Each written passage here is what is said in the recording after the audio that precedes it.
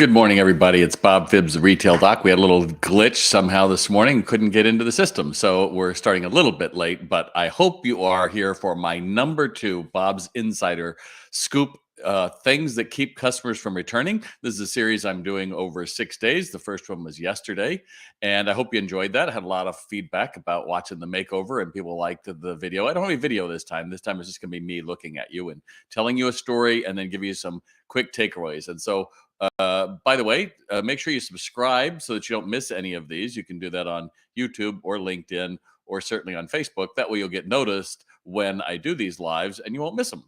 And also, why am I doing this? Well, number one is to raise awareness because an awful lot of people, I think, are looking for the answers in conversions. A lot of people who, furniture and home goods and things like that the last 2 or 3 years. They had it in stock, they could sell it. And now they have plenty of stock and they're having a little trouble selling it. So I'm trying to get the idea of what can you do to raise your awareness of why customers don't come back. And then also to get you to join me on the webinar next week on Tuesday, April 25th. I'll put it in the comments below so that you can join me. And that's the ways that you keep customers coming back again and again. I'll be going over all of that. And then finally, to get you interested in SalesRx, my online retail sales training program, you can check it out at salesrx.com, SALESRX.com, where not only do we offer world-class, best-in-class retail sales training, but also if you join us before next Wednesday, you'll get 4 additional group coaching calls with me and a special offer, which I'll explain on the webinar. But I hope you'll join me for that. So in any event, today, and by the way, type in, let me know where you're joining me from. We have people literally all over the world. And I always like to find out who you are and what you sell. So you can put that in the text. And if I can see it while I'm live, great. And if not, then I respond to everyone after the broadcast. And this will only take us probably about 10 minutes today. Normally, I do these on only the first Sunday of every month. But again, I'm trying to raise the awareness of retail and get everybody to understand what they can do better. Hey, good morning, Eileen. So I'm going to tell you this story about a home and gift store. Thank you very much. I'm going to tell you a story today about a mattress purchase, right? One of the easiest things you'd think in the world. And this is a saga that has gone on for 2 years for me. There is a happy ending to it. So hang in there. The first thing you should know is that I was speaking at a bedding conference. And afterwards, I had a retailer come up. We must have talked for half hour about how they really liked what I had to say about customer service and trust and all these wonderful things. And I'm thinking, this is a great person. So naturally, when the time came for me to buy a new mattress, where did I go to? This person I trusted. And this person said, I can get you the perfect bed by just answering 3 questions. I was like, really? He's like, yeah, absolutely. So fine, goes through and asks, I answer. And they order the mattress and the box springs that goes with it. So this is a luxury mattress, by the way. Takes a while to get there. This is 2021. Finally arrives in September. It feels really good. Within a month, though, it's like, should it feel like I'm going into a coffin? And he's like, yes and no. It's organic and it's natural materials, and they take a while to settle. I'm like, okay. So goes, just keep turning the bed over. Well, kept doing that, and it's not getting better. And then he just goes silent, doesn't even talk to me anymore. I have no idea why that is. So I reach out to the brand. It's covered with a 30-year warranty, right? Hey, this is what's going on. First email. Well, our beds are meant to be slept in, not on. What the hell does that mean? So go back and forth. Oh, I'll talk to the retailer. Back and forth. They don't do it. Finally, I go, this is ridiculous. There's got to be a test that you do, right? It's called the string test, where they take a string and they pull it across the top. They measure it to see, how far it's down, and that tells you if you have a defective mattress. Guy wouldn't do it. Finally, they order one, and I go, well, and the guy comes out and he's like, yeah, this is totally defective. I'm like, great. So I'm waiting for a response from the brand and the retailer. Nothing. We're now over a year later. It's last fall. I happen to be in the area where this retailer is. I walk in the store. I go, what the hell is the story? Oh, we're fighting with the mattress company because they've changed the standards for returns. I'm like, really? So I send an email literally from the as I'm walking out the door to the brand. They're like, no, we haven't changed our standards in 10 years. Great. Nothing's happening. Nothing's happening. Finally, I hire a lawyer, write a demand letter. This is ridiculous. This is what's happened. Make it happen. The brand says, "Oh, well, we'll have to give this to our lawyers. They're looking over and will respond." And the retailer says nothing, silent. So now it is January of this year, and I oddly get a little email from Trustpilot that says, "Would you review your purchase of this mattress?" I just go off on it. Like, worst place ever, never would do this brand again. Horrible service, beware, you know?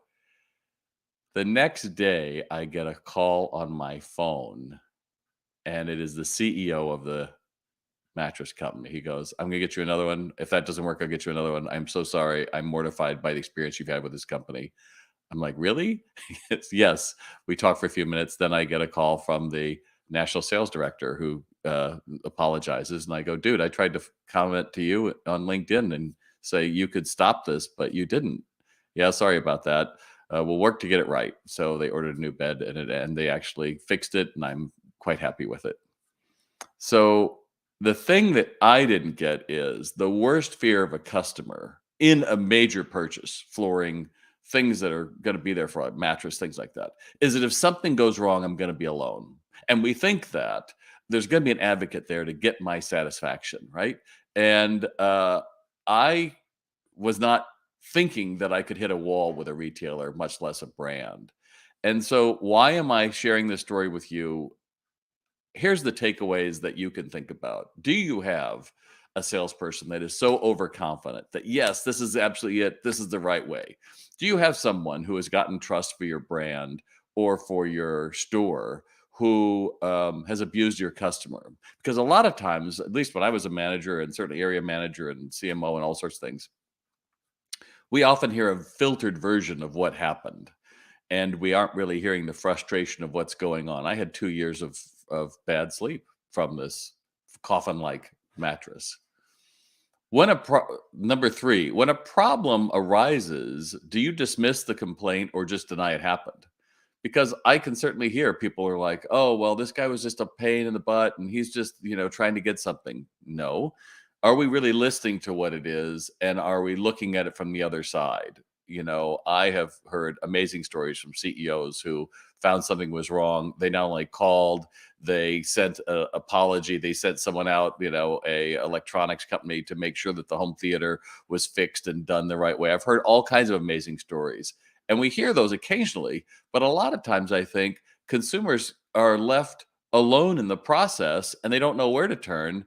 And yes, it's great that mine turned out the right way, but quite frankly, I had given it up because at some point you're just like, this isn't going to work. Also, understanding that the consumer doesn't necessarily understand what the product should and shouldn't do. And so the expectations ahead should always be given to the consumer and not after in a, oh, well, let's try to make up for it way. And a lot of times, it is too late to make it better. And, the one thing that I took out of this was that one review got everything to change because suddenly it got moved to the top where, oh my goodness, what is happening? So that is a strange long story, I know, but it illustrates again how frustration that you think if I just get to this person, it'll be fixed. This person will understand. And then realizing that consumers a lot of times are just waiting. Will somebody hear me and help me? And then the enlightened person will say, well, this is ridiculous. Why aren't we fixing this? So look at that when you're looking at your return policies, your training, what your manager says, what they don't say, what your employees are doing, and understand that there are a lot of times when a consumer feels alone in the woods. And you may say, oh, well, they've got a warranty. But if you don't put yourself in the shoes of the consumer, I think you end up finding a really bad way to lose customers. It's that simple. So I'm going to hope that you will join me for my webinar. It's next Tuesday. The link is down below. It is at 3 p.m. Eastern time. And also you can check out SalesRx, SalesRx.com to find out more about my online training. And tomorrow I'm going to be telling a story for a segment called Dirty and Unorganized, How It's Driving Your Customers Away. I hope you'll join me for that. And by the way, feel free to share this. Let me know where you're joining in from. Pam, glad you were here with me live. Nancy, Remzi, Eileen, a lot of the other ones that are there. I can't mention them all at this time. So I will see you tomorrow at 9 a.m. Eastern Time for our number 3 of to keep customers how we keep customers from returning. I'm Bob Phibbs, the Retail Doc. Thanks for joining me today.